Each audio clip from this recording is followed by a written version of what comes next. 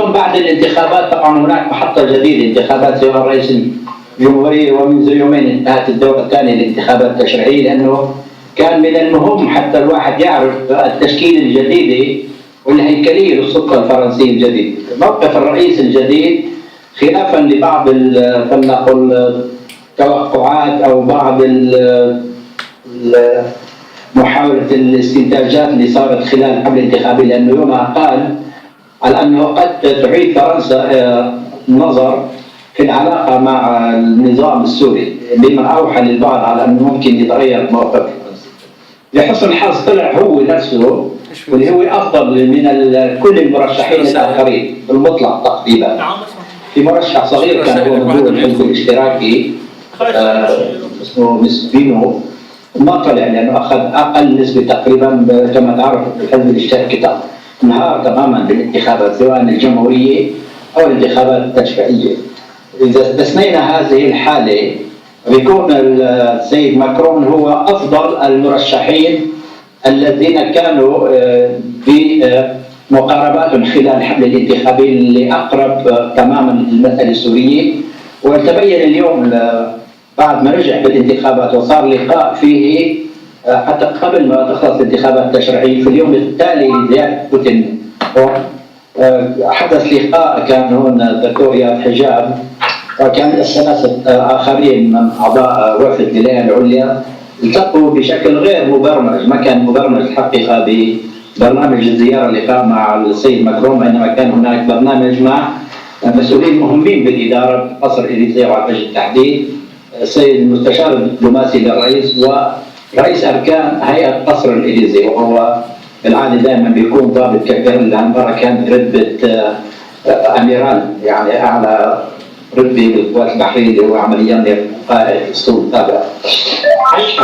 لكن حدث انه على حين حاولنا مع المسؤولين الاخرين اذا ممكن يصير لقاء مع الرئيس ولو لفتره قصيره، بالاول قبل، وخلافا لما كان متوقع انه يحضر حوالي 5 دقائق والاجتماع مع مسؤولين الاساسيين 2 بالقصر، وبعدين نفسه اقترح على انه لا قد يصير لقاء نظام عنده بقاعة المقدسات جنب مكتبه، وهذا اللي حدث. فترة قصيرة حوالي 12 دقيقة، لكن كانت فرصة كافية ومهمة جدا بالنسبة لنا حتى نعرف بالضبط موقف الرئيس الجديد واستطرادا موقف الإدارة، خاصة كان واضح تماما على أنه سوف يحظى بأغلبية كاسحة في الانتخابات البرلمانية، وهذا ما حدث منذ يومين. لأول مرة تقريبا تم إقصاء حزبين الرئيسيين في تاريخ فرنسا الحديث، يعني منذ بداية الجمهورية الثانية بعد الحرب العالمية الثانية عندما جاء الجنرال دوغول، كانت هناك تبادل بين الحزب اليميني الحزب الديغولي وبين الحزب الاشتراكي دائما جهة. هذه المرة على خلفية على ما يبدو على أنه لم تحقق كلا الحزبين أي نجاحات حقيقة بوضع فرنسا بمكان لائق بين الدول الأوروبية. هي طبعا من الدول الأوائل، ولكن كانت تطمح دائما على أن تكون في مقدمة الدول الأوروبية، لم يكن الوضع كذلك، خاصة على الصعيد الاجتماعي والصعيد الداخلي. كانت على ما يبدو، هذا بالتأكيد ليس تحليل وإنما ما أثبتته الانتخابات التشريعية الأخيرة، عندما لم تحصل هذه الأحزاب إلا على شيء هزيل جدا. يعني الحزب اليميني يقول حصل على حوالي 150 مقعد بالبرلمان من أصل حوالي 440 مقعد، هذا طبعا فضيحة. الحزب الاشتراكي كله لم يحصل على حوالي بضع عشرات من المقاعد. إذا هزيمة ساحقة للأحزاب التقليدية في تاريخ فرنسا، في تاريخ الجمهورية الخامسة بعد انتهاء الحرب العالمية الثانية. إذا هنا اليوم معادلة سياسية جديدة في فرنسا على رأسها الرئيس ماكرون، وهو مثل ما بتعرفوا شاب عمره أقل لسه من 40 سنة، كان وزير اقتصاد قبل ما يكون وزير اقتصاد بحكومة فرنسوا هولاند، كان نائب رئيس أركان القصر في تلك الفترة، وبعدين صار وزير اقتصاد قبل سنة من الانتخابات يحضر نفسه الانتخابات الرئاسية المقبلة، وكما تعرفوا نجحت بأغلبية ساحقة سواء بالنسبة للأصوات اللي حصل عليها الانتخابات الرئاسية أو سواء في الحزب الجديد الذي شكله الحزب الجديد بامتياز، يعني عمره 4 أشهر فقط، وهذا غير معروف وغير يعني معتاد عليه في تاريخ الأحزاب والطبقة السياسية في أوروبا. هذا الحزب الجديد حصل على حوالي 350 مقعد من أصل 455 رئيس أحقة، بالإضافة إلى وجود أحزاب أخرى من أهمية، بمعنى على أن السلطة الجديدة سوف تكون قادرة على اتخاذ قرارات حاسمة وأن تنفذ برنامجها الذي أعلن عنه ماكرون بغض النظر عن أي توازنات داخل البرلمان، لأن عندهم لحالهم هم أغلبية تسمح لهم بأن يمرروا كل البرامج التي سوف يعتمدها الرئيس مع مساعديه، وبالتأكيد التشاور مع المجموعة الانتخابية الجديدة لعملية تضم هو تيار ثالث سموه فرنسا إلى الأمام، بالإضافة إلى تيار الوسط اللي كان معروف تقليديا والذي كان يرأسه فرانسوا بايرو، وهو موجود منذ عقود في تاريخ السياسي الفرنسي، ولكن لم يكن قادرا أبدا على أنه يكون في صدارة اللوحة السياسية الفرنسية، كان دائما أقرب إلى اليمين مع أنه هو حزب وسط. هذه المرة اختار التحالف مع الحزب الجديد حزب ماكرون، فهو أيضا ضمن اللوحة الجديدة. كنت أقول على أنه خلال اللقاء اللي صار مع ماكرون عند وجود رياض حجاب هنا في أيام وجود بوتين هنا في زيارة إلى فرنسا بعد يوم من انتهاء زيارته، حدث اللقاء اللي كنت أحكي عنه، وهو بالحصيلة على الرغم أنه اللقاء معه لم يكن مبرمج لأنه كان مشغول لا يزال بإدارة الحملة الانتخابية على صعيد الانتخابات التشريعية، ومع ذلك في آخر لحظة قرر أنه ما يجي فقط يتسلم خلال اجتماع مع المساعدين والأساسيين في القصر، وإنما طلب أنه يمكن يجي وفد يقعد معه بعالية رسمية مثل العالي ولكن قصيرة، لأنه كان عنده ضرورات كثيرة حوالي 12 دقيقة. خلال هذه الفترة هذا المهم عبر عن موقف الجديد للإدارة، كان قبله قائد شيء من هذا القبيل في لقائه مع بوتين، ربما البعض يتابع. الشيء الأساسي على أنه هو سوف يظل يدعم الثورة الشعب السوري والمعارضة على وجه التحديد ضمن هذا النظام الذي فقد مشروعيته التاريخية. هناك اليوم قضية مهمة حسب قوله هي قضية الإرهاب، اللي يحكي عنها على أنه هؤلاء يهاجموا فرنسا، على الرغم من النظام السوري نفسه لا يهاجم فرنسا، ولكن هو الذي اخترع الإرهاب وهو الذي يقوم بعملية يدعي على أن الإشكالية إشكالية يواجهون من الرقة أو جمال قضية العمليات الإرهابية اللي حدثت في فرنسا خلال السنوات الأخيرة كانت تظهر من قبل مراكز داعش متواجدة في الرقة، ذلك موضوع الرقة يكتسب أهمية خاصة في القيادة الفرنسية سابقا ولاحقا. إننا نحاول اعتبار سابقا على أنه ممكن المعارضة أن تشارك في تحرير الرقة أولا، هي قضية وغنية امتيازها أولا. ثانيا أنه من مصلحة المعارضة أن على أنها هي أيضا عندها إشكالية مع الإرهاب، وخاصة في الرقة تحديدا، عندما من الواضح يتم إعداد قوات حماية الشعب المحروف اتجاه السياسي، هي من أجل أن تقوم بالتعاون مع التحالف الدولي لتطوير الرقة، وتعتمد منذ فترة طويلة على أن اللاعب الأساسي الذي سوف يكون حليف للتحالف على الأرض من أجل تحرير الرقة. هذا بالنسبة لنا نحن بالتأكيد مهتمين بتحرير الرقة، ولكن ليس بأي ثمن. وفي هذه المعادلة بالضبط نحن حريصين على أن لدى تحرير الرقة أن تعود كما كانت قبل أن تسيطر عليها داعش، لأننا نتذكر جميعا على أن الذي حرر الرقة من النظام والجيش السوري الحر منذ عدة سنوات، وبعدها قامت داعش كما فعلت في كل الساحات الأخرى باحتلال المناطق التي سبق وحررها الجيش السوري الحر من النظام. محطة الرقة أكثر أهمية لأنه بعد تحريرها من قبل الجيش السوري الحر تم إقامة إدارة مدنية من سكان الرقة نفسهم، وكنا يومها نفتخر ونعتبرها نموذج بقدرة المعارضة المفتحة والسياسية أيضا على إدارة المناطق المحررة، حيث النظام كان يقول وحلفائه كانوا يشككون على أنه ليس هناك شريك وليست هناك معارضة قادرة أن تحل محل النظام لدى تحرير سوريا من هذا النظام. لذلك كانت أهمية خاصة عندما كان واضح لكل اللاعبين سواء الاقليميين والدوليين على ان المعارضه تستطيع عبر الجيش الحر الذي كان قد حرر سابقا الرقة ووضع الاداره المدنيه بامتياز وكانت اداره ناجحه. اليوم اذا بالمعادله الجديده الان تقوم قوات حمايه الشعب بالتعاون مع التحالف الدولي بتحرير الرقة. كان لدينا مخالف ولدى الاداره الفرنسيه بالمناسبه سواء السابقه والحاليه ايضا انه نحن نخشى من عواقب وتعقيدات اثنيه لاحقه، لان نخشى ان تقوم وضع اداره كرديه ولو بجزء منها، وبينما المنطقه معروف هي عباره عن قبائل عربيه والمقاوم العربي هو الطاغي في الرقة ومحيطها وفي كل المنطقه الشرقيه من سوريا، بما في ذلك نعرف دير الزور والميادين والبوكمال وحتى قسم الاهم من الحسكه نفسها التي يدعي بعض الاطراف تدعي بعض الاطراف الكرديه على انها منطقه كرديه. من هذه الزاويه اذا كان من المهم ان تشارك قوات الثورة في تحرير الرقة، ومنذ شهور طويله بالمناسبه كنت بصفتي ممثل في فرنسا كنت اتفاعل دائما وباستمرار مع الاداره سواء ما يتعلق بالناس المحيطه بالرئيس قصر الإليزيه او مع وزاره الخارجيه، وكان في ربي حقيقي سواء من الطرف الفرنسي ومن طرفنا نحن. على الاقل انا اتكلم عن نفسي، كنت احاول ان اقنع مؤسسات المعارضه ولا وجه الخصوص الهيئه العليا للتفاوض التي نجتمع نحن بشكل دوري من شان العمليه التفاوضيه كما تعرفون على انه يجب ان نعد شيئا ما، وكان فعلا اتصالات مع بعض ممثلي الفصائل ومعظمهم كان موجود معنا في الهيئه العليا ولا يزال هم يشكلون ثلث اعضاء الهيئه العليا للتفاوض، وكان عده 3 أو 4 فصائل مشاركين يعني متحمسين ومستعدين للمشاركه عبر فصائلهم، كما انه كانت هناك حديث مع بعض ممثلي العشائر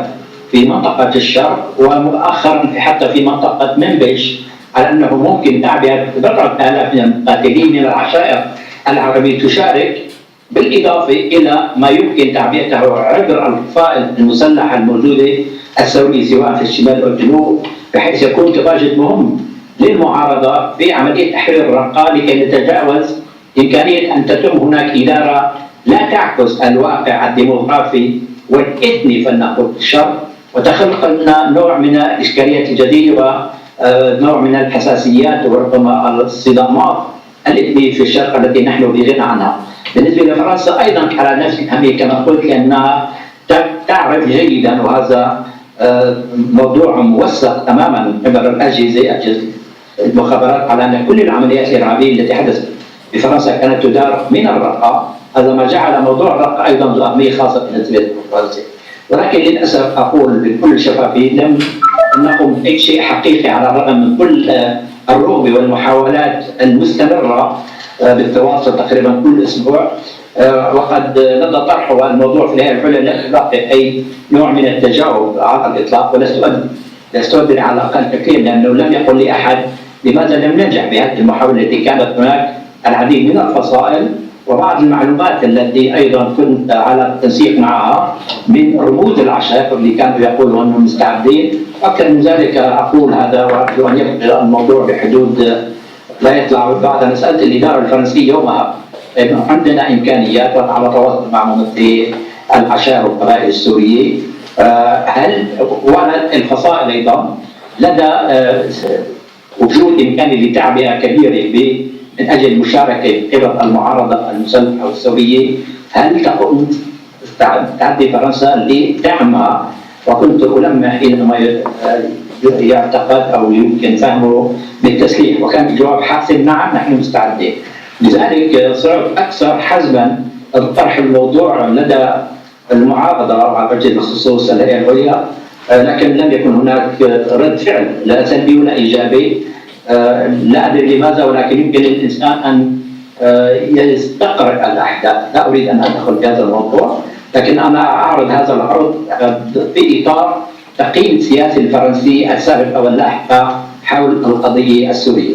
أعود إلى موقف الرئيس ماكرون اللي عبر عنه لدى اللقاء القصير اللي صار معه بجانب الإضافة إلى أن فرنسا كما كانت سابقا لن تتخلى عن الشعب السوري وسوف تستمر في دعم الشعب السوري كما فعلت سابقا، وأنها تعتبر هذا النظام فاقد لمشروعيته التاريخية، وأنه هو الذي يقوم باللعب على ما يسمى الإرهاب هو النوع الإرهابي والذي يقوم بعمليات إجرامية بالقصف وغيره وبالإبادة واستعمال الأسلحة الكيميائية، ويدعي على أنه نظام أيضا عفوا المعارضة تستعمل الأسلحة الكيميائية كان حاسم.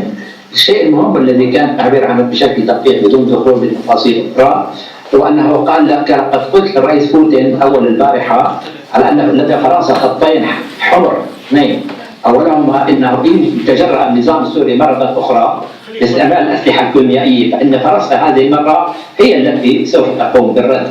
النقطة الثانية التي قالها هي أن فرنسا تريد أن تتعاون مع روسيا وأن تضغط من أجل أن يتم رفع الحصار عن مدن المحاصرة وأن تستمر العمليات الإنسانية التي تقوم بها الأمم المتحدة، لأن هناك حالة كارثية. وفي هذا الإطار خارج هذا السياق أريد أن أقول لكم وأنا معني وأنا أكلم بالتنسيق فيما يتعلق بالمساعدات الإنسانية بين الهيئة العليا وبين العمليات التي تقوم بها الأمم المتحدة، إيصال القوافل إلى المدن المحاصرة وإلى ما تسميه الأمم المتحدة بالمناطق صعبة المنال. خلال الشهور الأربعة الأخيرة العمليات شبه متوقفة منذ نهاية العام الماضي حتى هذه اللحظة. حدثت بضع عمليات فعلا، ولكن هذا المهم والذي أريد أن أشير إليه وأضع تحته خط على أنه منذ ذلك اللقاء الذي حدث بين ماكرون وبوتين والذي قال له على أنه يريد أن يتم إعادة تفعيل العمليات الإنسانية، وهو وصفه بخط أحمر بالنسبة لفرنسا، لأنه لا يمكن السكوت أكثر من ذلك عن قيام النظام بتسييس هذه العملية والاستفادة من عملية التجويع وعملية عدم إيصال أي أو السماح حتى بإيصال لا أدوية ولا أدوات جراحية ولا أي مساعدة طبية إلى داخل مدن المحاصرة. الأمر الذي كرره لنا كما كنت أقول تماما كما كان قد وضع هذه الخطوط الحمر ذات اللقاء مع بوتين. الشيء الملفت للنظر فعلا أنه منذ ذلك التاريخ حتى الآن لقد قامت الأمم المتحدة وقد يبدو أذعن النظام لإدخال القوافل. بدأت منذ ذلك التاريخ بدأت قافلة إلى مناطق القلمون الشرقي وعلى الوجه تحديد منطقة جيرود ومنطقة دمير ومنطقة الرحابية.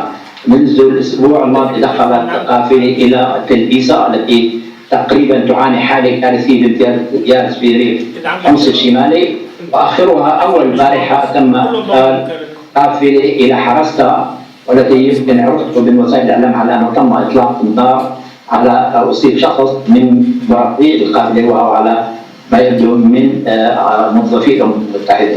إذا خلال فترة حوالي أسبوعين تقريبا هناك ما يمكن تعداده بحوالي 5 أو 6 قوافل، هذا قياسي بالمقارنة مع المرحلة السابقة. هذا يبدو على أن الخط الأحمر الثاني الذي وضعه السيد ماكرون ببوتين قد أدى بأكله هذه المرة. وأنا أفكر على أن تسير هذه القوافل بهذه لا أقول كثافة، لأنه مهما قدموا هناك عدد أو كمية المساعدات الإنسانية لا تكفي، هي نقطة في بحر بسبب قياسا إلى حاجة المناطق المحاصرة المحرومة كما تعرف المحاصر منذ 4-5 سنوات. لكن على الأقل من أجل دعم صمود الناس سواء كانوا مقاتلين سوريين داخل المناطق المحاصرة أو كانوا سكان مدنيين عاديين. هذا تحول مهم وآمل أن يستمر على هذا النحو. لننتظر قليلا ونشاهد تستمر هذه العمل. أنا أريد أن أضع هذا الموضوع في خانة الموقف الفرنسي الجديد، لأنني لا أجد سبب آخر الذي أرغم النظام على الليوني قليلا، الليوني بين قوسين طبعا، لأنه مشان معلوماتكم الأمم المتحدة تقوم بكل ما تستطيع، ومهما نحن انتقدنا الأمم المتحدة والمجتمع الدولي لكن أنا مطلع تماما أنا أعرف ما أقول على أن الأمم المتحدة تضع برامج باستمرار بكل يوم، وهذه البرامج تتكرر كل أسبوع كل شهر وكل يوم أحيانا، ولكن الذي يعطله هو النظام ليس الأمم المتحدة.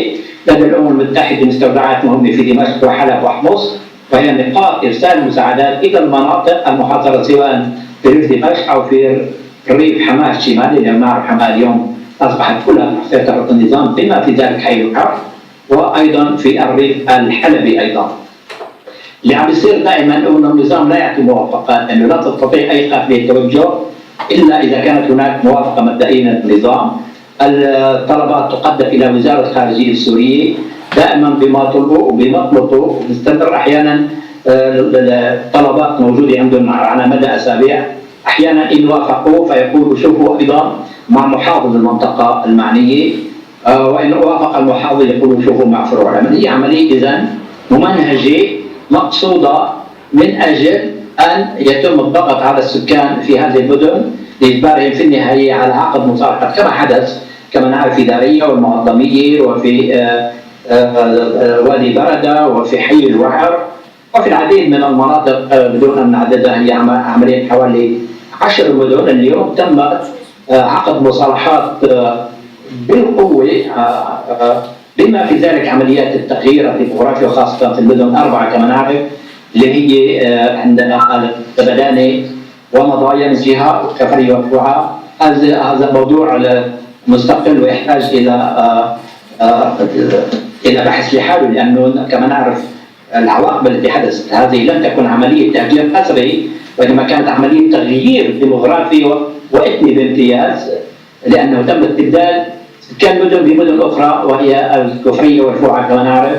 وهذه أول مرة تحدث في تاريخ سوريا، لأنه هذا عبارة عن عملية تبديل ديموغرافي حقيقي تقوم به بشكل خاص إيران والميليشيات المتعاونة مع بين وزارة حزب الله بشكل أكثر تخصيصا في ريف دمشق، لأن هناك محاولات على ما يبدو للقيام بعملية تنقية عرقية استعدادا ربما في مرحلة ما إذا لم يبقى هناك حل آخر غير تقسيم سوريا.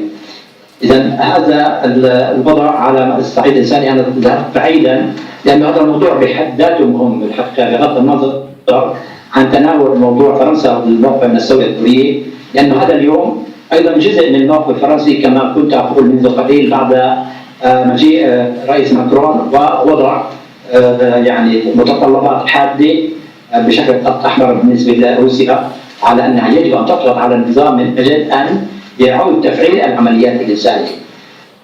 حول الأمور اليوم فلنقل انتهت الانتخابات التشريعية. الشيء الإيجابي على أن الأغلبية الساحقة التي حصل عليها حزب ماكرون سوف تتيح له بتمرير برنامجه إلى حد كبير، وبالتالي لم تعد الأمور مرهونة بالتجاذبات البرلمانية، لأنه نعرف الدول الغربية الديمقراطية وفرنسا منها بالتأكيد الرئيس على الرغم أنه بدستور الدولة الفرنسي هو نظام رئاسي، وبالتالي لرئيس الجمهورية يعني سلطات خاصة وأبعد بكثير من الدول ذات النظام البرلماني. لكن مع ذلك هناك العديد من القضايا التي لا يمكن حتى للرئيس أن يمررها إلا إن حظي على موافقة البرلمان. هذا يتعلق بنوع بين التصنيف للقضايا وفق الدستور، قضايا يمكن أن يقوم باتخاذ فيها القرار الرئيس بدون مرور البرلمان، وهناك قضايا أخرى لابد من موافقة البرلمان، خاصة القضايا الأمنية وقضايا الحرب والسلم. هذا اختصار. طبعا بالتأكيد لم يتم تبلور الإدارة بشكل نهائي، لأنه كما نعرف ماكرون شكل حكومة منذ حوالي شهر أو ما يزيد بقليل. هذه الحكومة سوف يتم إعادة تشكيلها بعد انتهاء حدث الانتخابات التشريعية، لأنه الصورة الجديدة للبرلمان الفرنسي وما يسمى بالجمعية الوطنية سوف تجد انعكاسها في تشكيل الحكومة الجديدة. لن يكون هناك تغييرات مهمة خاصة على مستوى الوزارات السيادية، ولكن سوف يكون هناك قدر من التغيير، ويمكن الاعتبار على أنها اليوم سوف تبدأ المرحلة الحقيقية للإدارة الفرنسية. مرة أخرى أقول على أن المبادر التي تم رصدها حتى الآن مشجعة بامتياز، لكن يجب الانتظار أكثر من ذلك، لأنه كما نعرف اليوم القضية السورية يعني تم تدوينها بشكل كامل. القضية خرجت من أيدي السوريين بشكل كامل، وهي صارت مرتهنة للمصالح بعض الدول الدولية والإقليمية بشكل خاص. بالمناسبة فرنسا والدول الأوروبية ليس من الواضح على أنهم لهم مصالح كما هو الأمر واضح بالنسبة للقوى العظمى على التحديد روسيا والولايات المتحدة وأيضا بعض الدول الإقليمية. لكن بالتأكيد على الصعيد السياسي نعم الدول الأوروبية لها مصلحة خاصة لهم. ليس هناك اليوم في السياسة الدولية جمعيات خيرية بالتأكيد، لكن مستوى المصالح يختلف، ليسوا كلهم ليس تطالعهم على نسق واحد. معروف الدول التي هي معنية أكثر والتي لها مصالح أكبر. لكن بغض النظر عن هذه المسألة تظل أوروبا مهتمة بالاستقرار، خاصة إذا تركنا الأمور واعتبرناها حملية على الآخر. قصة المهاجرين واللاجئين الذين يأتوا إلى أوروبا أصبح عامل مهم في سياسة كل الدول الأوروبية، خاصة الدول الأساسية مثل ألمانيا وفرنسا وبريطانيا، ودول صغيرة مثل هولندا وبلجيكا والدول الاسكندنافية كلها معنية بشكل كبير.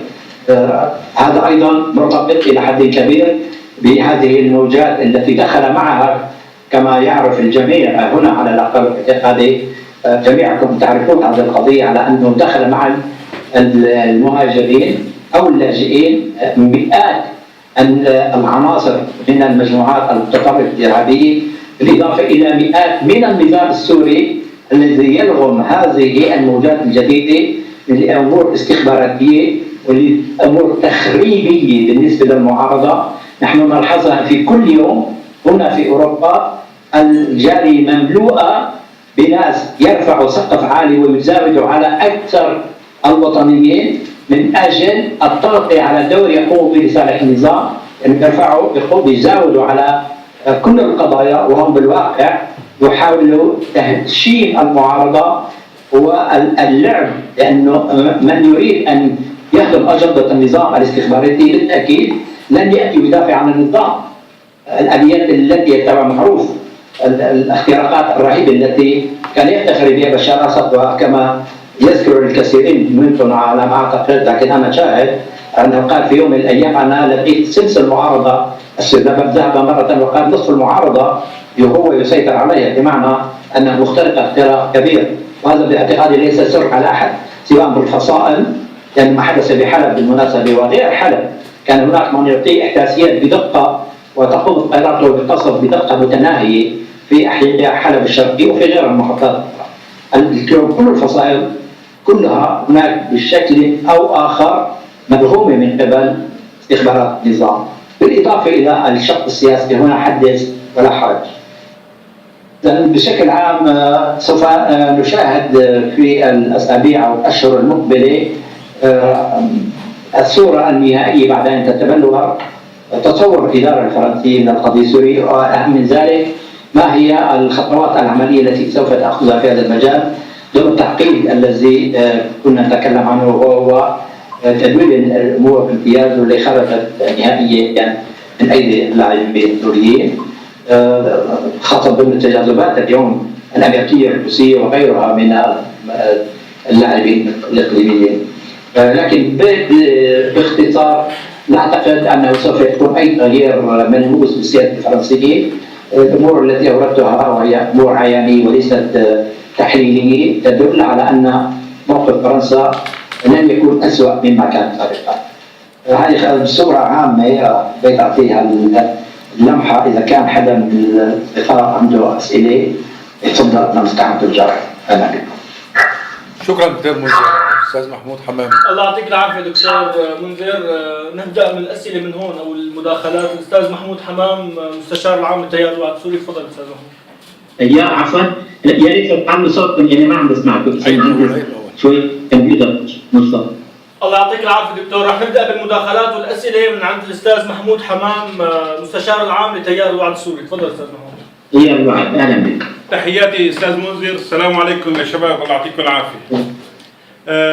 أستاذ منذر، يعني نحن هي فرصة نشوف ملامح المرحلة الجديدة للإدارة الفرنسية. يعني احنا شفنا الإدارة الفرنسية كأنها مهتمة بالإغاثة طول فترة الثورة، مهتمة بالإغاثة والتنمية، والعسكرة فقط عند قسد عند قوات سوريا الديمقراطية. يعني لها قاعدة عسكرية يمكن في كوباني أو في عين العرب. زيارة الوفد البرلماني الفرنسي لعنتاب خلانا نلاحظ وجود تعاطف عند الإدارة الفرنسية أو البرلمانيين الفرنسيين بكافة أطيافهم، إلا أنه ما في أي دور فاعل عسكري أو سياسي، خاصة يعني كأن الموضوع خطف من الدول الإقليمية في الإستانة. يعني المحور الروسي الإيراني التركي الآن هو الذي يقرر الوقائع على الأرض، خاصة في موضوع مناطق تخفيض النزاع. فنحن نرغب قراءتك تلمس دور فرنسي أكبر من الناحية السياسية والعسكرية، خاصة كمان بعدم وجود أو في تنسيق مع الدور الأمريكي. ممكن تقرأ الحوار اللي دار مع الدكتور رياض حجاب، أنا كتير شفته يعني إنه يستقبلوا للدكتور رياض حجاب وحضرتك والمجموعة الهيئة العليا للمفاوضات، لقيته انتصار نوعا ما يعني. ولكن ما بعرف شو قد ممكن تراهنوا عليها، شو قد ممكن فرنسا تدخل بالقضية السورية بشكل أكبر عسكرة وسياسة. شكرا. الله يعطيك العافية أستاذ محمود. تفضل دكتور منذر. سؤال مهم بالتأكيد. أنا أرجع ببعض القضايا. بالتأكيد يجب التمييز بين الشقين السياسي والعسكري. على الصعيد السياسي كما سبق أنا لا أعتقد أنه هناك أي إشكالية، وسوف يتغير الموقف الفرنسي يعني موقف طبيعي. أعتقد هو الموقف الأكثر تطورا، الأكثر أخذا بعين الاعتبار لمطامح الثورة الشعب السوري على الصعيد السياسي. كان سابقا المؤشر اللي قلته اليوم بالإدارة الجديدة تسير بنفس الاتجاه. على الصعيد العسكري، الصعيد العسكري منذ سنتين أو ثلاثة كانت بالحقيقة بعض المساعدات التي كانت تقدمها فرنسا باتجاهين. أولا قسم منها كان يأتي عبر غرفتي الموقف، لأن بتعرفوا كانت الفصائل أغلب الفصائل تأتيها كل المساعدات العسكرية من قبل الغرفتين المتواجدين بتاع اسطنبول اللي هي الموقف وتبع الأردن اللي هي الموقف. واللي كان مساعدات تأتي من الدول الأمريكان، من الإنجليز، الألمان، من الفرنسيين والدول الخليجية، والتوزيع هناك وفق رعاية معتمدة إلى هاتين الغرفتين. خارج هذا الخط نعم كما حدث المستحقات القليلة ومتوقعة من فرنسا موجهة إلى بعض الفصائل التي كانوا يعتبرونها فصائل معتدلة. لكن منذ فترة طويلة حقيقة المحادثات العسكرية نحظت هون على الكائن، لكن بشكل عام لم تعد كما كانت سابقا، خاصة بعد ما دخلت هذه الفصائل اللي بيسموها الإرهابية على الخط، وصار بحثها واسع ليس فقط الفرنسيين وإنما حتى القوى الأخرى، على أنه إن قدموا شيء ما في ضمان على أنه ما ينتقل لفصائل أخرى يعتبرونها متشددة أو إرهابية. هذا يبدو قد يقول البعض هذه حجة، لكن أنا مقتنع على أن هناك قسم من الحقيقة، لأنه أنا معني بحالتين أو بقضيتين لمساعدة بعض الفصائل اللي هن كانوا راغبين، وأنا بعرفهم من عبر الهيئة العليا أو حكم بعض العلاقات الخاصة من بعض قادة الفصائل، كانوا مهتمين بقضايا يعني كنا عم نحاول نأمن إياها، وكان في قرار بالآخر، ولكن كان الموضوع حتى صرنا على حدود نهاية المرحلة السابقة والجديدة، وبالآخر تم غض النظر عنها. وعندما سألتهم لماذا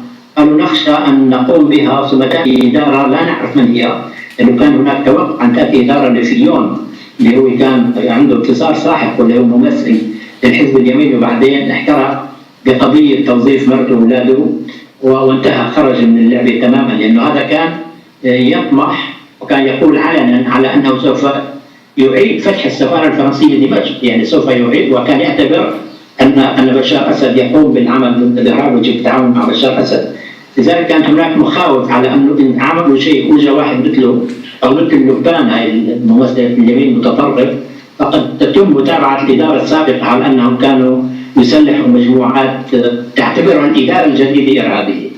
لذلك العمليتين اللي كنت معني فيهم لم تنجح أي منهما، لأنه كانوا في مرحلة الفاصل بين الإدارتين. الآن لا أتوقع بالمناسبة أيضا، لأن المعادلة لا تزال قائمة اليوم كما نعرف جميعا على أن التصنيف للفصائل ليس لصالحنا بسبب بسيط، على أن أغلب الفصائل المصنفة اليوم في أوروبا وفي الغرب بشكل عام على أنها متشددة. طبعا متشدد لا يعني داعش بالضرورة ولا النصرة هذول محسوب أمرهم، لكن حتى بعض الفصائل الأخرى ليس هناك إجماع على تصنيفهم. كانوا يرفضوا أن يتم تصنيفهم متشددين، هي فصائل ثورية بامتياز، من أجل أن لا يقوم الروس باستهدافهم أو الأمريكان، لأنه هاي عملية التصنيف اللي بتعرفوا كانت مطروحة بحدة سواء من قبل الروس كما حتى الأمم المتحدة. كانت هناك مقاومة وكانت فرنسا تتزعم هذه المقاومة كي لا يتم تصنيف أي فصائل باستثناء داعش والنصرة، من أجل أن لا يتم استعمال هذا التصنيف الجديد كحجة لقطفهم، وبالتالي التأثير على موازين القوى لصالح النظام. نحن ليس لدينا مصلحة أن نخسر فصائل ولو كانت فلنقل ليست بالضرورة فصائل معتدلة بامتياز كما كان الجيش الحر منذ 4-5 سنوات، ولكن أيضا ليس من صالحنا أن يتم قصف هؤلاء، لأن بيظلوا حتى ولو اختلفنا معهم عقائديا بيظلوا أيضا كمون مهم لجبهة التصدي للنظام. هذه المعادلة لا تزال بوضعها. حسن الحظ لم يتم التصنيف جديد باستثناء التصنيف المعترف به واللي الإجماع عليه هو للنصرة وداعش. الآخرين عدم تصنيفهم لا يعني بالضرورة على أن الجميع مستعدين لتسليحهم. اليوم كانوا عم يسلحوا حجر الموقف، وكانت بعض الدول كما نعرف تقوم بتسليحهم مباشرة، بس تؤدي حاليا وضع خاص من بعض الإشكاليات اللي صارت بالخليج. لكن اليوم من الصعب وما زال الدول اليوم على الأرض أيضا أصبح محبط للكثيرين. بالتأكيد هاي مثل قصة البيضة والجرجي، يعني هل إذا سلحت الفصائل فمعناها بتغير موازين القوى لصالح الثورة، أو إذا البعض بيقول إنه إذا ما تسلحت أيضا بيخلي النظام أقوى وإيران والحلفاء الآخرين. فهذه مسألة إشكالية بالتأكيد، لكن لسنا نحن الذين نبت فيها أو الذين نحن نحاول أن نقنع الآخرين على أن المصلحة أن تبقى كل الفصائل باستثناء المصنفين الاثنين عمليا يحظوا على مساعدة من أجل إعادة تصحيح مسار ميزان القوى لصالح الثورة وضد النظام وحلفائه. هذا ما يتعلق بقصة الدعم العسكري أعتقد. الموضوع الآخر السياسي قلت لن يتغير على الإطلاق. ما بعرف إذا في شق ثالث بدأ يمكن تذكرني في أخي العزيز موضوع الاستفراد في شق ثالث إن شاء الله. موضوع استفراد الروس والإيرانيين والأتراك، الدخول الفرنسي عبر المحور يعني ممكن يعدل كفة، ممكن يعني ما يستفردوا بالاستانة ويتناسوا جنيف يعني. اوكي هلا تذكرت الموضوع. ما يتعلق بالاكراد، هم ليسوا داعمين للاكراد، هم ليسوا داعمين للاكراد، وان كان هم عمليا اخذين موقف لا ضد ولا، لكن في تمثيل قوات الشعب من تمثيل شكلي والمناطق كان دائما هيك، لكن ليسوا كدولة فرنسية ليسوا داعمين للأكراد ولا يقدموا أي وسائل دعم للأكراد لا سياسية ولا عسكرية. هذا الشيء يتعلق بأستانا. نعم صحيح، أستانا عمليا تم إقصاء الفرنسيين والأوروبيين وحتى الأمريكيين المقصيين، وهم عندهم نفس المخاوف اللي عندنا نحن، وهي محاولة الروس بشكل خاص وإيران أيضا وتركيا معهم بالتأكيد، لكن تركيا نحن نعتبرها أقرب لنا وهي حليف لنا، لكن أستانا كأستانا هناك محاولة اليوم من أجل نقل العملية السياسية كلها إلى أستانا، وهذا من أجل استفراد بالفصائل، وهذا بالأصل بعمق المشروع الروسي. عندما نقل موضوع أستانا نحن لم نقل نعتقد على إطلاقا أستانا ممكن تحقق شيء. المحادثات السياسية يجب أن تستمر في جنيف تحت مظلة الأمم المتحدة وبوجود مشاركة فعلية للدول الأوروبية اللي هي معظمها معنا، وللدول الشقيقة والصديقة بالخليج أو تركيا أيضا. أما حصل في أستانا وقد نجح الروس بالمناسبة اللي خلق أول شيء حاولوا يتفاعلوا مع بعض ممثلي الفصائل وأن يقصوا الشق السياسي الذي يعتبرونه يعني متشدد ولا يمكن الوصول معه إلى حل.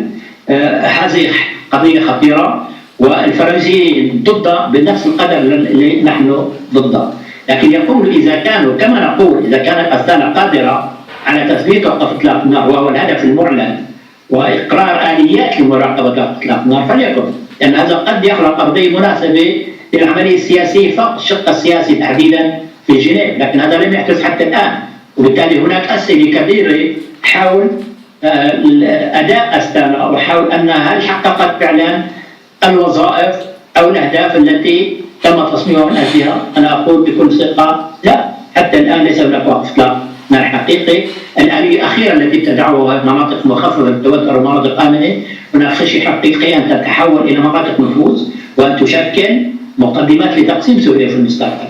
وهذا بالمناسبة أنا أشعر بالنوع الدهشة إذا كان بوتين نفسه قال شيء بهذا، لست أدري هل هو صادق بهذه المسألة ولا هي عبارة عن عملية سياسية، لكن هناك مخاوف حقيقية من كل الدول أن تتحول المناطق التي يسمونها مخففة تتحول تدريجيا إلى مناطق نفوذ، وإن أصبحت مناطق نفوذ فبالتأكيد قد تستعمل كبداية عملية تقسيم حقيقية.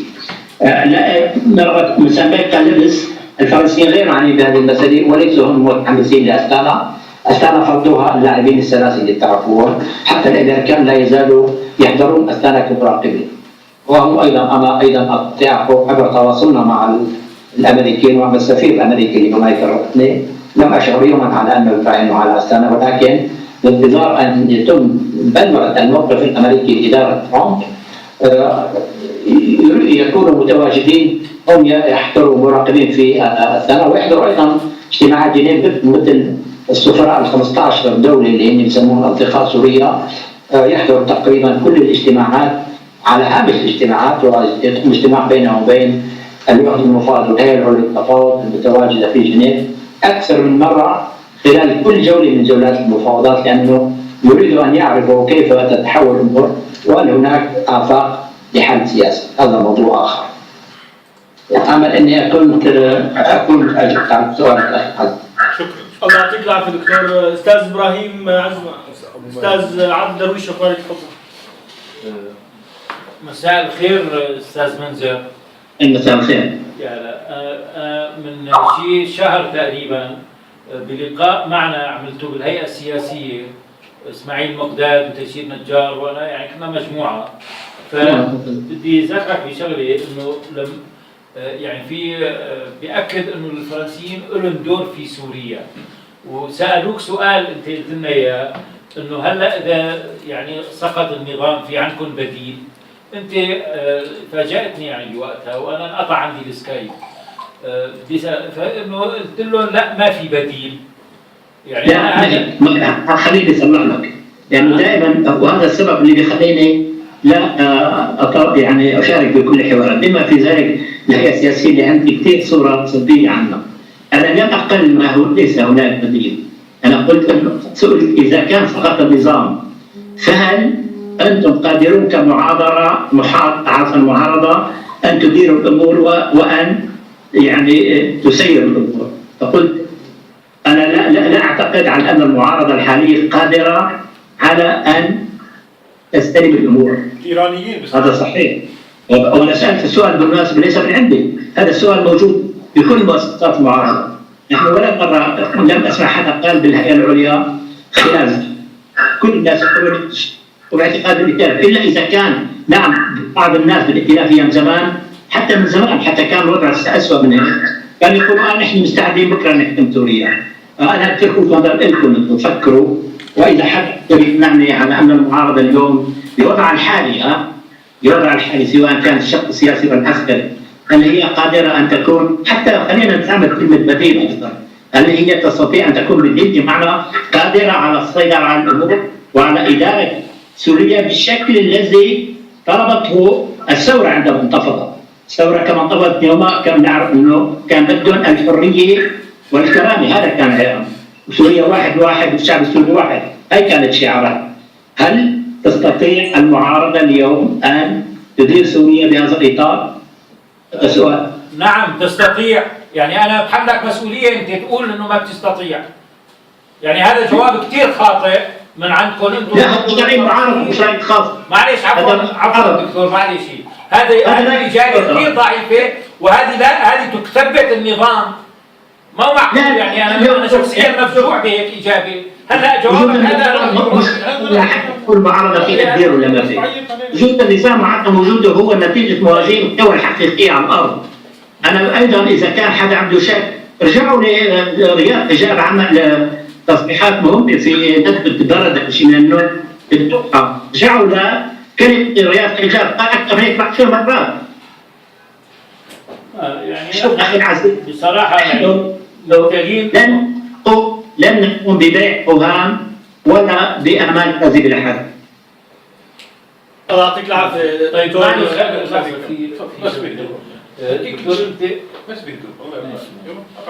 دكتور انت حكيت عن الرقة انه هو حررها الجيش الحر. يعني احنا للاسف بنحط حالنا باوهام. انا ابن الرقة وكنت بالرقة وقت يعني كنت بروح على الرقة بين الرقة وحلب ودمشق. بالرقة اللي حرر الرقة هن احرار الشام والنصرة وبعض كتائب شاركوا من الجيش الحر، ما يسمى الجيش الحر لكن باسماء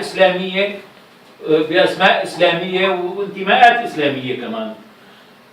هذا الواقع اللي كان من النظام. من اللي حرر من النظام؟ حررتها احرار الشام احرار الشام والنصره. احرار الشام هيمنت على البنوك والنصره اخذت المصرف العقاري، المصرف الصناعي، وانا رحت على المصارف انا رحت زرتهم يعني. ليش ما اداروها بعدها؟ ليش كانت اداره الرقه اداره مدنيه بامتياز؟ جايك بالحكي. انا جايك بالحكي يا اخي الكريم. بحلب كمان كانت موجوده داعش وموجود فيها هي حلب شيء ثاني. انا قلت الرقه كانت مخالفه تحرير الجيش السوري بس نقل هذا الفصيل او ذاك انه تعبير الجيش السوري الحر في تحت منه طيف واسع من الفصائل بما في ذلك احرار الشام وجيش الاسلام وفيلق الرحمن وغيره وفيلق الشام والى اخره.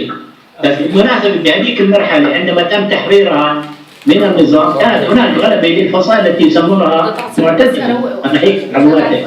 ولما كان الامر مثل ما قلت النصره واحرار الشام ليش ما عملوا الاداره تبعتهم؟ لانه عندما حرروا ادلب فهم يديروا دولتهم. ليش الرقه تركوها للمدنيين بينما ادلب هم يقوموا بشكل اساسي ليس شامل. دكتور بالرقه صار في مجلس مدني لكن مهيمن عليه النصره والاحرار الشام وخطفوا عبد الله خليل المحامي عبد الله خليل خطفوه بالرقه وخطفوا النشطاء اسماعيل الحامد خليل الحق صالح. باي سنه هي؟ بدايه الثوره اول ما تحررت الرقه. انا اذا اسمح لي بدي اوضح نقطه استاذ عادل درويش عمي ابو مالك لو سمحت. نحن كنا موجودين اثناء تحرير الرقه. كانت القوات المشاركه بتحرير الرقه من الجيش السوري الحر ما يعادل 60%. باقي ما تبقى 40% هم فصائل اسلاميه. كان موجود لواء جند الحرمين وكان موجود لواء التوحيد وكان موجود كتائب فرسان الشمال وكانت موجود الويد عاصمه الشمال وكتائب منبرج بالاضافه. يعني نسبه تواجد قوات الجيش السوري الحر ما يعادل من 60 الى 70%. فيما بعد مضبوط صحيح اجت النصره اذا التوصيف اللي قدمنا صحيح وانا هي معلوماتي من قبل الفصائل نفسها مش من النصره اجت فيما بعد عن طريق حطت ايدها على مؤسسات الدوله. اجت فيما بعد وليست هي اللي حررت الرقه مشان الويد احفاد الرسول هي من الجيش السوري الحر وكانت هي النسبه الاكبر للمشاركه بتحرير الرقه. يعني لازم نوضح النقطه. إذا عادت الأمور لنصابها. طيب شباب مشان ما نبقى بنفس النقطة خلينا ننتقل للأستاذ عز الدين سالم عنده مداخلة. تفضل أستاذ عز الدين. السلام عليكم تحياتي. أستاذ عز الدين سالم رئيس مكتب السياسي لتجمع فاستقل. تفضل أستاذ عز الدين. تفضل. تحياتي شكرا لكم جميعا.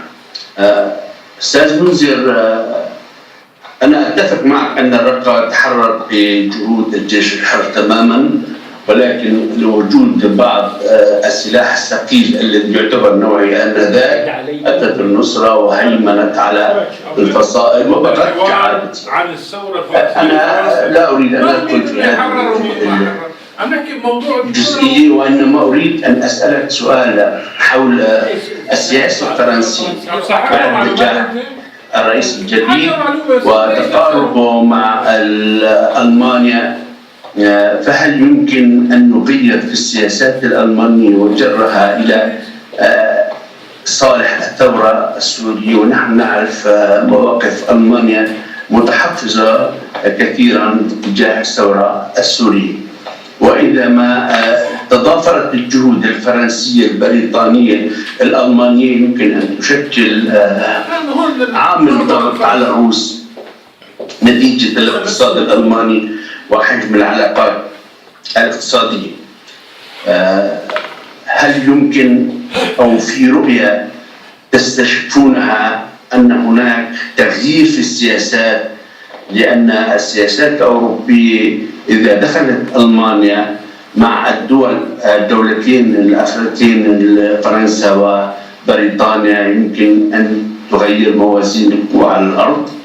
فما رأيك في هذا الموقف؟ أجيبك سؤال مهم بالتأكيد. بالنسبة للموقف الألماني والفرنسي تقليديا بالمناسبة سواء في عهد الإدارة السابقة كان هناك تنسيق جدا وثيق، لأنه كان لا تتوقف الاجتماعات. يوم الرئيس الفرنسي السابق فرانسوا هولاند يروح على برلين ويوم تجي هاي جينا ميركل لهون. كان تنسيق الحقيقة قبل ما يجي الرئيس الجديد قوي. اليوم الرئيس ماكرون حقق يبدو، وهذا كان أحد النقاط المهمة ربما اللي ساعدته على الفوز الساحق، على أنه شدد على موضوع أوروبا، أنه يجب إعادة تفعيل أوروبا. عندما يتم الكلام عن أوروبا الكلام يدور حول البلدان الثلاث اللي تعتبر الدينامو المحرك لأوروبا، وهي فرنسا وألمانيا وبريطانيا. نعم عندك حق في نوع من التميز. كان دائما الموقف الفرنسي من الأفضل، وهو يقترب من أو قريب من الموقف الألماني فعلا.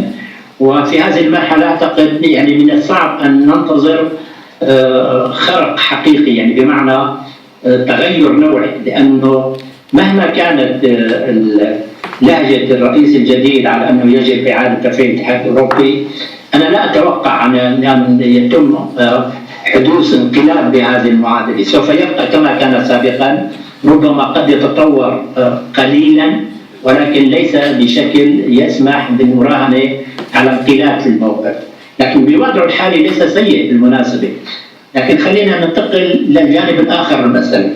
على الصعيد السياسي هذا صحيح، وهم بالمناسبة يقومون بضغط حقيقي على روسيا. أنا حكيت بعد عن الشغلة الأخيرة اللي صارت وهي كانت حالة عيانية، لكن سابقا لم تتوقف الضغوط الفرنسية والألمانية. الألماني نعم أنت عندك حق، لأن الألمان لهم وزن أكبر بالضغط على روسيا بحكم العلاقات التجارية، لأنه ألمانيا هي الشريك رقم 1 لروسيا في العالم التبادل الاقتصادي. هذا يعني على أن وزن أي ضغط سياسي تحاول ألمانيا أن سيكون أكثر أهمية نظرا لوجود مصالح اقتصادية لروسيا مع ألمانيا أكثر. هذا صحيح. أعتقد أنه سيستمر سواء من الطرف الألماني، لكن مرة أخرى أقول أنه لا أعتقد أنه سيكون هناك انقلاب. هو بحد ذاته اليوم مهم، ولكن الأوروبيين بشكل عام اليوم مهمشين. حتى اليوم أيضا نحاول أن نرى المعادلة بشكل أكثر دقة. اليوم الذي سوف يتحكم بالمسألة السورية الروس اللي هم موجودين على الأرض. وأنا أقول أن روسيا جاءت إلى سوريا كي لا تخرج، والأمريكيين حتى الآن هناك ملامح جديدة لإدارة ترامب على ما يبدو سوف تنخرط أكثر بما لا يقاس عن إدارة أوباما، ولكن لا أحد يعرف اليوم إلى أي حد سوف تذهب إدارة ترامب. هذا يقودنا إلى السؤال التالي: هل سيكون هناك توقع كما نقول أن يصير عمل عسكري على الأرض؟ أنا رأيي الشخصي لا أعتقد أن هذا لن يحدث، لا من طرف الأوروبيين ولا حتى من طرف الأمريكيين. قد تكون هناك ضغوط يكون حجمها معادل لعمل على الأرض، أقل بقليل طبعا، سياسية بالتأكيد. لكن اليوم اللي بدي يحل المعادلة بالآخر، أنا من وجهة نظري صفقات إقليمية كبيرة جزء منها أو حزمة من الصفقات الإقليمية والدولية، جزء منها القضية السورية. لا ننسى أنه لا تزال القضية الأوكرانية قضية القرن، قضية العلاقات الجديدة اليوم بين روسيا وتركيا، قضية الدرع الصاروخي الأمريكي في أوروبا الشرقية. كل هذه كل واحدة بحد ذاتها قصة العقوبات الاقتصادية على روسيا أيضا هذا ملف، وهو يشكل حزمة من المشاكل التي سوف تدخل في البازار خلينا نسميها. وأيضا أسعار النفط أسعار النفط أيضا اللي خلت روسيا فعلا تركع ولا تزال، وهذا كان قرار سياسي بالمناسبة من سنتين عندما تركت معادلة السوق بين العرض والطلب تؤدي إلى انهيار الأسعار. لا تزال هذه المعادلة قائمة، ولا أعتقد أنها تتغير خلال السنتين المقبلتين. قد يبقى سعر البترول يتراوح بين 50 البرميل طبعا بين 50 و 70 دولار، وهذا حدود 50 60 بدور في أزمة بيطلع على 70 قد يحل الإشكال. لكن هذا أيضا هو قضية سياسية. الشق الحقيقي هو سياسي بينما مضمونها اقتصادي. إذا بين أسعار النفط، بين العقوبات الاقتصادية، بين الدرع الصاروخي، بين القضية السورية في هذا الملف، قضية أوكرانيا، قضية القرن، كل هذه 6 أو 7 قضايا ضمن حزمة من الملفات اللي بده يصير عليها البازار الروسي الأمريكي. هذا اللي بده يحدد مستقبل القضية السورية من وجهة نظري. طبعا الأوروبي بده يضل دعمهم سياسي أساسا كبير، ولكن لا يغير معادلة طالما أنه لن من الصعب أنا على أيضا أتوقع أن التدخل ميداني على الأرض يغير المعادلة الحالية. قد يكون مساعدات هنا وهناك، ولكن لن تغير المعادلة. والأوروبيين بحدود معلومات أيضا لن يدخلوا بأي عملية واسعة إلا عندما يكون الأمريكيين في المقدمة. أريد أن أكون جاوبت على سؤالك أخي العزيز. شكرا دكتور. في سؤال للأستاذ منجد الباشا من حزب الشعب: إذا كانت الاستدانة بالنسبة لكم يمكن أن تخطف العمل الدبلوماسي والسياسي من جنيف وتفرض أمر مناطق تخفيف التوتر كأمر واقع، فبماذا تراهنون على الموقف الفرنسي، وخاصة أن الجميع يترقب ويتطلع إلى ترامب؟ لا، الفرنسيين لا يراهنوا كما قلت على أستانا على الإطلاق. الفرنسيين يتحفظوا على أستانا شك ضمنيا مثلنا نحن، ولكن لا يريدوا أن يعطلوا ويقول طيب روحوا شو، بس لا تقبلوا مناقشة ملفات. هذا موقفنا أصلا. نحن كنا دائما على الرغم أن الموضوع صار خارج إرادة الهيئة العليا للمفاوضات وخارج إرادة المعارضة السياسية كلها كل شقيها، كانت مفروضة. قلنا نحن أوكي إذا كان الفصائل الذين نحن نثق فيهم ونحن وياهم على خط واحد في الحفاظ على ثوابت الثورة فليذهبوا. نحن لسنا لدينا مخاوف أن ينزلوا، بس قلنا لهم لا تقبلوا أن يزلقوكم الروس لمناقشة ملفات سياسية. وحتى هذه اللحظة لم يتركوا هذا، على الرغم أنه كما تعرف الروس في كل أستانا، هذه راح تكون الأستانا الخامسة، بيطرحوا مسألة الدستور ويرافضوا ممثلي فصائل مناقشة الدستور. هذا يدل على أنه فعلا هناك في محاولة من خطف الملف كله على أستانا، لكن لا أعتقد أنه سينجح لسبب بسيط، لأنه الدستور هو أيضا واعي قد يكون لنا تحفظات عليه هنا وهناك، ولكن هو أيضا لا يريد ويفعل ما يستطيع عبر الأمين العام المتحدة أن لا تتحول أستانا إلى بديل لجنيف. الدول الأوروبية كلها مع معظم الدول الإقليمية، معظم لا أقول كلها لأنه في بعض الدول هي طرف بالعملية ضد. أنا ما عندي مخاوف برغم كل المحاولات الروسية على أنه يتم سلب الملف السياسي من جنيف إلى أستانا. والفرنسيين ليس لهم مرة أخرى للأخ المنسق حزب الشعب ليسوا طرف بهذه المعادلة وهم مهمشين أصلا، هن والألمان والأوروبيين كلهم، وهن لا يكفوا يعني يقولون هذا الكلام بصراحة. لكن الوقت السياسي المعلن يقولوا أوكي نحن لا نريد أن نعطل، إذا كانت أستانا قادرة على تثبيت وقف إطلاق النار وإقرار آليات لمراقبة إطلاق فليكن كذلك. وهذا بالمناسبة وقفنا نحن أيضا كمعارضة سياسية سورية. طيب شكرا دكتور. ناخذ الأستاذ عمر عموري، تفضل. السلام عليكم، الله يعطيك العافية. السلام ورحمة الله. شكرا لك على كل ما قدمت من معلومات. بس في نقطة صغيرة، أنت ذكرت أنه كان من المترقب أن تعود الرقم كما كانت بعد أن حررها عناصر الجيش السوري الحر. نعم. بس السؤال هو هل الموقف الفرنسي من اللي يحصل الآن، وحسب ما نشوف أنه الرقة حققت صدى جدا جدا واسع بمعركته الأخيرة حاليا والانتهاكات اللي عم تصير فيها من قبل قوات سوريا الديمقراطية ولا الأمريكان ولا الدواعش، فإيش هو الموقف الفرنسي من هالشيء يعني؟ الموقف الفرنسي مثلا أول شيء مخاطر أنه تتم هناك وضع إدارة منظمة كردي يعني أيضا في لجنة لمصالح العرب. الموقف الفرنسي متطابق تماما مع بعض نفس المخاطر تماما. أما أنه الانتهاكات اللي عم تصير ما حدا قادر الديمقراطي قال على أنه فعلا في بعض من الأخبار لا نقوم بانتهاكات ونقوم أخرى، لكن الآن الموضوع لا حتى التحالف بين الناس على العمليات تخصص حتى هناك نتائج مفجعة بالنسبة للمدنيين الذين يقومون بالستات. لكن الأمريكان والأون بيقولوا نحن عاجزين على أنه نقوم بعملية بالواحد، يعني التشكيل بالواحد، لأنه وجزء منها مفهوم، لأنه إذا كان الدواعش متحصنين بين المدنيين وهذا طبيعي من مكان غيره يساوي نفس الشيء سواء بالوصل ولا بالربط، لأنه عم يستعملوا المدني كدروع بشرية.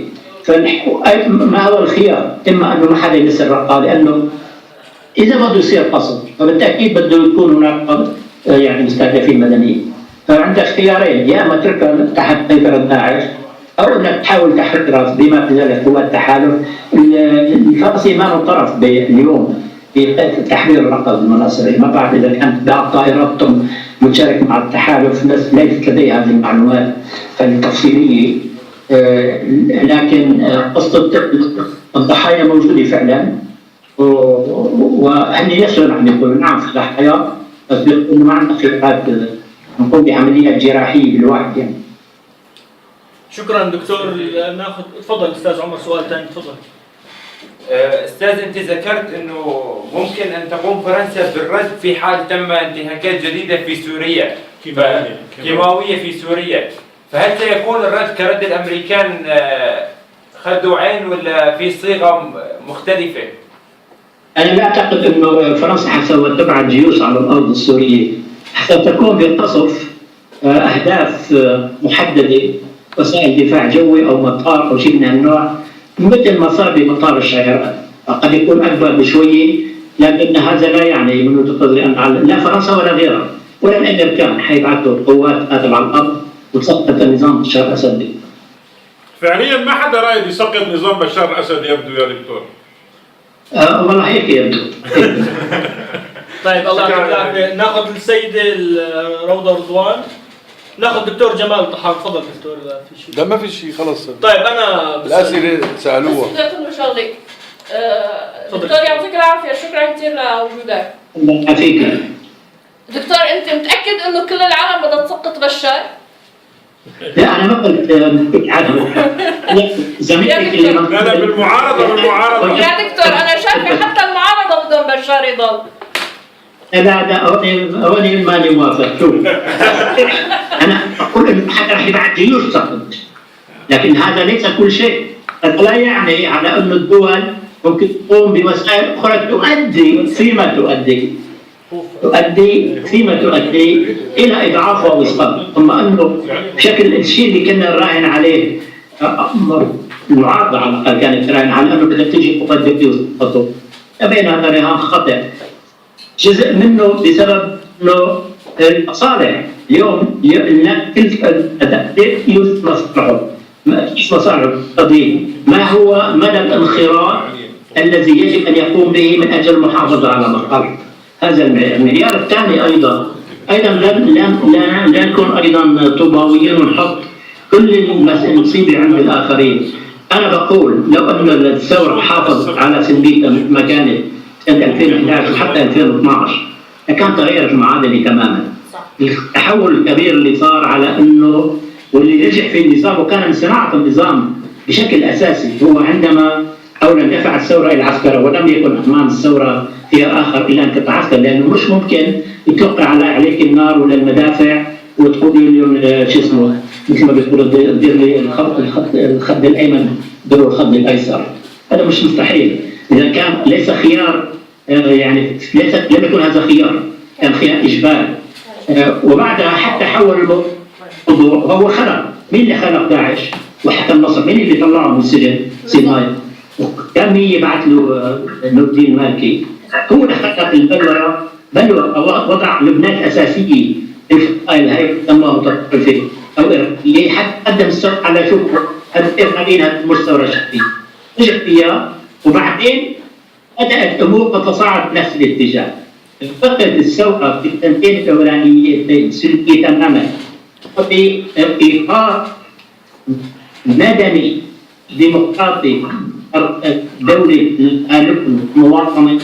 أمريكا كان الموقف الدولي يختلف، حتى الموقف الأمريكي من هذيك المرة بقت يقولوا يبدو إذا بده يصير قرار دولي كامل يعني أنه بده يكون قرار بالنهاية لصالح المتطرفين. هذا عامل قسم منه عم يلعبوا فيه فعلا، يعني عم يحاولوا يبالغوا فيه حتى يبرروا انه لماذا لم يتدخلوا، ولكن قسم منه حقيقه. اما الشق الثاني على انه المصالح الدوليه هي اللي كانت بالاخر خليتهم يعيدوا حساباتهم، وما عاد بقى مطروح على ما يبدو على ان الدول تدخل الى سوريا من جيوش عرمرم حتى سقط بشار الاسد. يمكن على الاقل انه هلا نحكي كله عن الحل السياسي، انا مقتنع انه ما في حل سياسي على الاطلاق.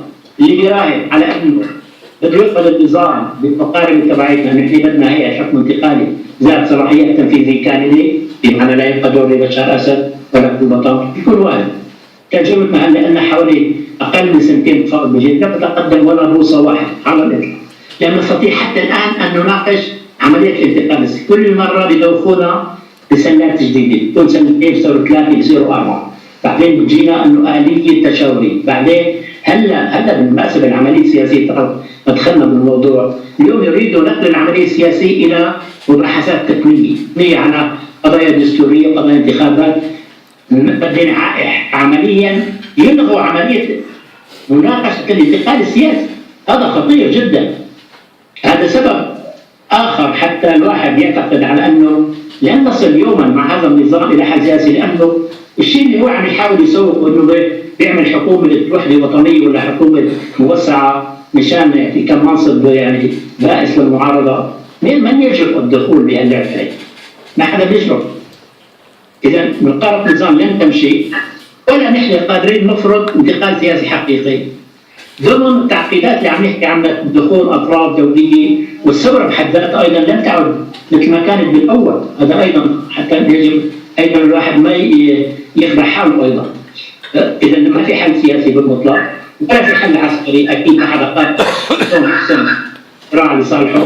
انا من وجهه نظري لن يكون هناك حل الا عندما يصير توافق دولي خاصه امريكي روسي بمشاركه الاطراف الاقليميه والاوروبيه من اجل فرض حل يستجيب بشكل ما الى اهداف اللي انتفض منها اجل الشعب السوري سنه 2011. هذا هو ريان. لكن انا بالنهايه انا اخشى انه هلا ما يسمى بمناطق منخفضه التوتر ومناطق امنه تتحول الى مناطق نفوذ، وكل هذا عباره عن عمليه انضاج تدريجيه لتقسيم سوريا. امل ان اكون. طيب الله يعطيك العافيه دكتور. في سؤال عندي، هل كان الخلاف الخليجي اثر على هيئه المفاوضات، او هل تم فرض اجندات معينه ضغط على اشخاص ليستقيلوا؟ هل سيتم في المستقبل تبديل بعض الوجوه الموجوده ضمن الهيئه؟ يعني هل راح يكون في تاثير للخلاف الخليجي على الهيئه؟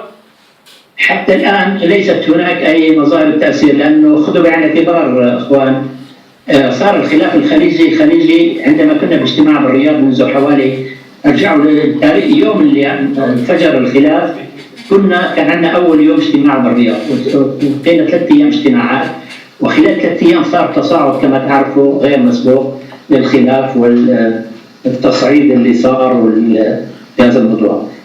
لم تناقش الهيئه العليا هذا الموضوع بالمطلق، لانه تعرف جيدا على انه بده يتاثر عليها، وبعدين في اكثر من هيك، يعني في بعض الناس محسوبين على طرف على الناس على طرف اخر، لكن خذ الاجتماع لمناقش هذا الموضوع.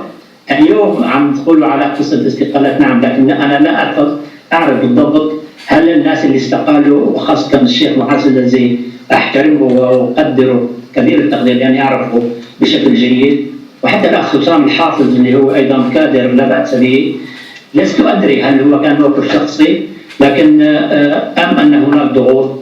ليست لدي اي معلومات في هذا الإطار، لكن أنه سوف يؤثر، أنه أخشى سيؤثر، لأنه تركيب المعارضة كلها تخضع للتجاذبات. ليس سر على أحد على أن المعارضة السياسية سواء ما كان يتعلق بالمعارضة الرسمية المهيكلة مثل الائتلاف ولا الهيئة العليا ليست بعيدة عن التجاذبات، وبالتالي إذا استمر الخلاف آمل أن لا يحدث ذلك وسوف ينعكس على المعارضة برمتها بما في ذلك هي تفاوضات. طيب سؤال ثاني دكتور لو سمحت، سأل الأستاذ الدين سالم جزء منه تو، هل يعني كل المعطيات حاليا بتشير إلى ظهور يعني بداية ظهور تحالف فرنسي ألماني على الساحة من خروج بريطانيا من الاتحاد الأوروبي لتعزيز العلاقات بين البلدين، زيارات شبه يومية بين البلدين، هل ممكن أنه يرجع يتشكل الحلم القديم الفرنسي بإقامة جيش أوروبي يكون عماده البلدين ألمانيا وفرنسا؟ وسؤال ثاني، يعني هذا الشيء ممكن في حال تم راح يغير بعض المعطيات الموجودة على الساحة السورية، أم أن فرنسا لم تعد تهتم بسوريا ولبنان وباتت الكونغو وأفريقيا الوسطى ومالي وليبيا أهم بكثير للأمن القومي الفرنسي؟ تفضل. جزء يعني بدي أعيده مثل ما قلت لزميلك من شوية،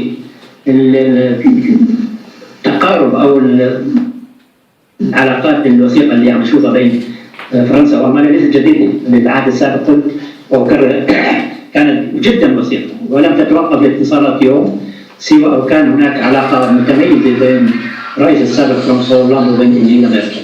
اليوم كما قلت أحد القضايا الكبيرة اللي اقترحها الرئيس الجديد ماكرون هو مزيد من تفعيل العلاقات الأوروبية، مزيد من تفعيل الاتحاد الأوروبي برمته، وهذا يمر بالضرورة عبر مزيد من التنسيق الألماني الفرنسي والإنجليزي. صحيح البريطانيين خرجوا من الاتحاد الأوروبي، ولكن هذا لم يؤثر برأيي كثيرا على موقف من القضية السورية. الفرنسي البريطانيين بالحقيقة موقف ليس سيئا، بالعكس جيد، قد لا يرقى إلى مستوى الموقف الألماني الفرنسي صحيح، ولكن ليس بعيد عنه.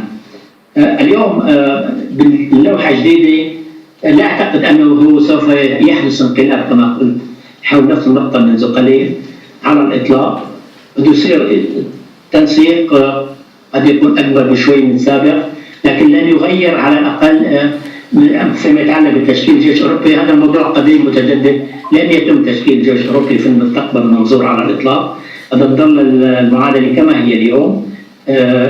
أيضا حول موضوع المصالح الفرنسية، لا أنا برأيي لبنان وسوريا أهم بكثير لفرنسا اليوم من الدول الإفريقية الكونغو ولا غيرها. أولا جغرافيا، ثانيا اليوم لا ننسى قضية اللجوء اليوم إلى أوروبا، واللي اليوم الأمن القومي ليس الفرنسيين للبريطانيين وللألمان مهدد تماما كما قلت منذ قليل، لأنه جمع اللاجئين مئات الناس اللي بعثتهم داعش وغير داعش، ومئات الناس اللي بعثهم النظام السوري لوجود التخريب أيضا، وخاصة بتحشيد المعارضة. لذلك صار اليوم رغم عن أي حدا يعني من دواعي الأمن القومي الميداني أن تظل تحظى سوريا ولبنان تاريخيا بغض النظر ذات أهمية خاصة بالنسبة للغرب كله لأسباب اللي بتعرفوها طبعا، لا كانت ولا تزال قضية سوريا ولبنان أهم بكثير من قضية أفريقيا. المصالح الفرنسية والأوروبية في أفريقيا تقتصر على المصالح الاقتصادية، وهي قائمة بكل الأحوال، يعني ليست مرغصة حتى يصير هناك تحول بالموقف السياسي من أجل الحفاظ على المكتسبات الاقتصادية السابقة. وهم بالنسبة إلى فرنسا خاصة مالي لأن وضع خاص كونها قريبة من مناطق شمال أفريقيا اللي هي الجزائر والمغرب وتونس، اللي تعتبر ضمن مناطق المصالح الاقتصادية الفرنسية والسياسية أيضا، باعتبارها هي مستعمرة سابقة لفرنسا. مالي ليست بعيدة عنا، لكن ما يتعلق بأفريقيا جنوب الصحراء لا أعتقد أنها سوف تحل محل سوريا ولبنان والشرق الأوسط بالمصالح بالنسبة لفرنسا ولا غيرها. وأيضا لا ننسى الدول الخليجية، الدول الخليجية اقتصادية وزنها أكبر بعشرات بل مئات المرات من وزن الدول الأفريقية، انظروا فقط لصفقات السلاح والصفقات الاقتصادية التي تحدث بين أوروبا وأمريكا والخليج. هذا هو العامل الأهم والأكثر اختلاف نوعيا في معاد المصالح السياسيه والاقتصاديه بين اوروبا والوسط.